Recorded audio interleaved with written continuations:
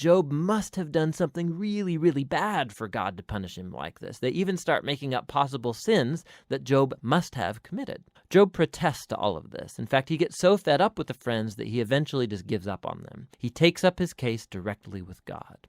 Now, something to be aware of is that Job, he's on an emotional roller coaster in these poems. He used to think that God is just, but now he can't reconcile that with his suffering. And so in some outbursts, he'll accuse God of being a bully. Once he even declares that God has orchestrated all the injustice in the world. But the moment he utters that thought, he's terrified of it because he wants to hope and believe that God is truly just. Job is all over the place in this section.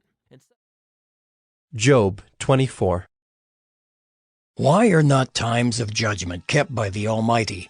And why do those who know him never see his days? Some move landmarks. They seize flocks and pasture them.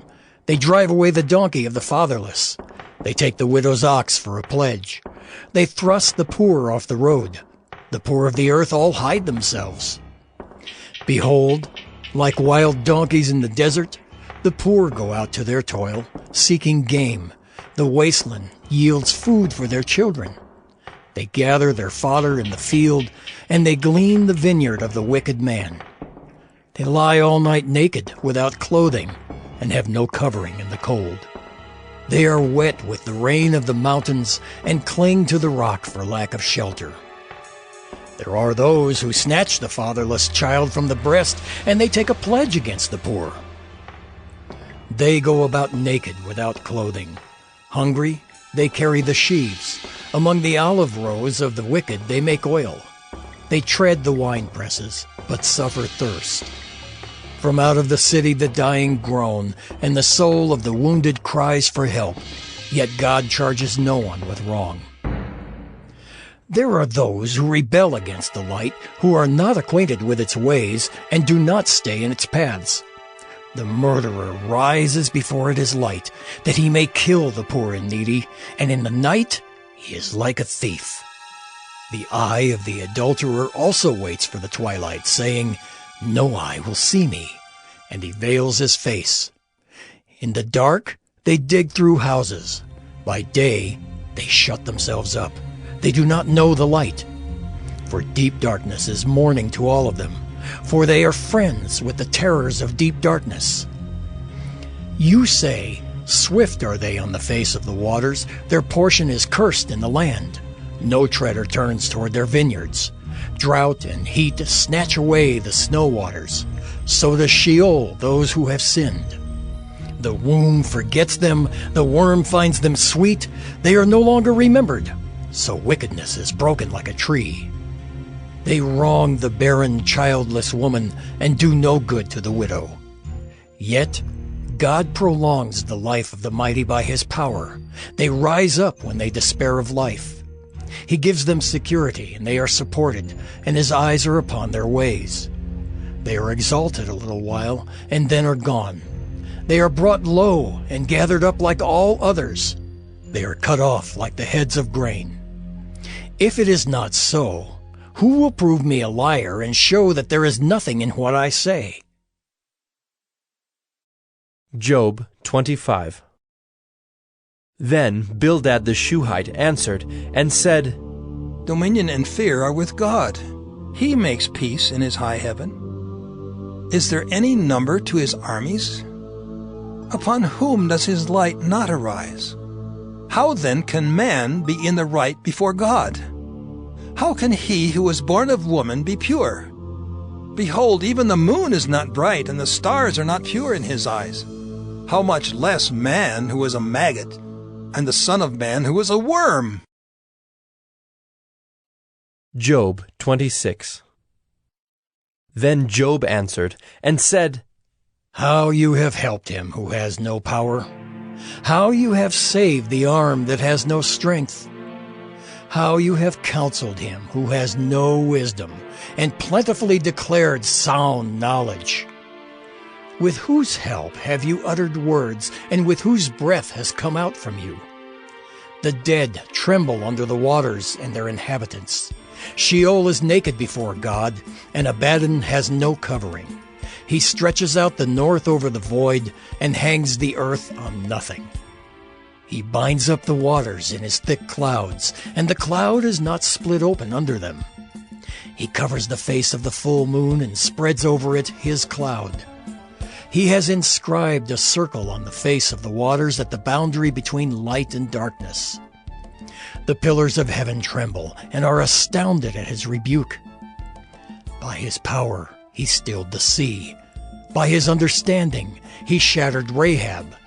By his wind the heavens were made fair.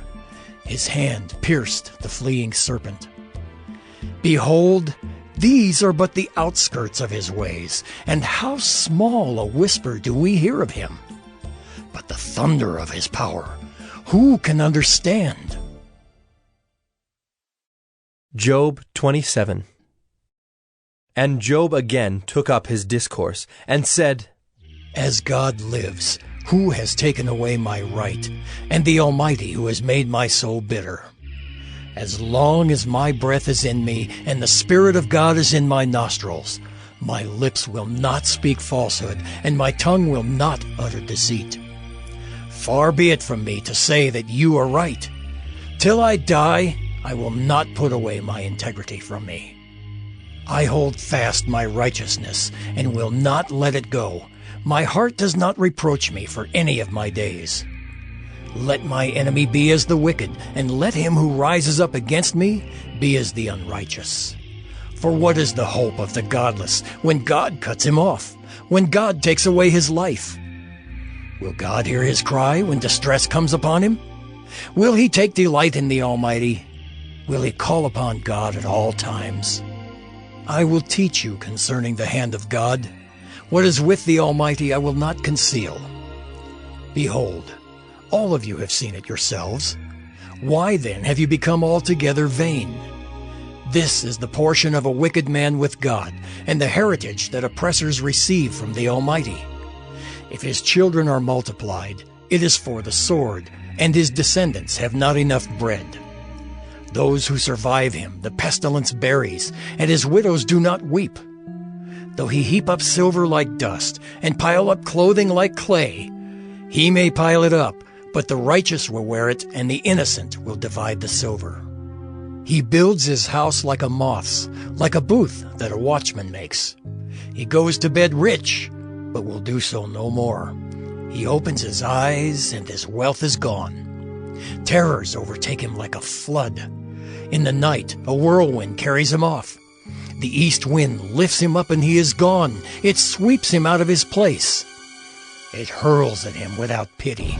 He flees from its power in headlong flight.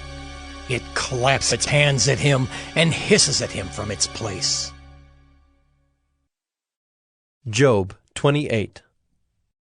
Surely there is a mine for silver and a place for gold that they refine. Iron is taken out of the earth, and copper is smelted from the ore. Man puts an end to darkness and searches out to the farthest limit, the ore in gloom and deep darkness. He opens shafts in a valley away from where anyone lives. They are forgotten by travelers. They hang in the air, far away from mankind. They swing to and fro. As for the earth, out of it comes bread, but underneath it is turned up as by fire. Its stones are the place of sapphires, and it has dust of gold. That path no bird of prey knows, and the falcon's eye has not seen it. The proud beasts have not trodden it, the lion has not passed over it. Man puts his hand to the flinty rock and overturns mountains by the roots. He cuts out channels in the rocks, and his eye sees every precious thing. He dams up the streams so that they do not trickle, and the thing that is hidden he brings out to light. But where shall wisdom be found? And where is the place of understanding? Man does not know its worth, and it is not found in the land of the living. The deep says, "It is not in me," and the sea says, "It is not with me." It cannot be bought for gold, and silver cannot be weighed as its price. It cannot be valued in the gold of Ophir, in precious onyx or sapphire. Gold and glass cannot equal it, nor can it be exchanged for jewels of fine gold. No mention shall be made of coral or of crystal. The price of wisdom is above pearls. The topaz of Ethiopia cannot equal it, nor can it be valued in pure gold. From where then does wisdom come? And where is the place of understanding? It is hidden from the eyes of all living and concealed from the birds of the air. Abaddon and Death say, "We have heard a rumor of it with our ears." God understands the way to it, and He knows its place. For He looks to the ends of the earth and sees everything under the heavens. When He gave to the wind its weight and apportioned the waters by measure, when He made a decree for the rain and a way for the lightning of the thunder, then He saw it and declared it. He established it and searched it out.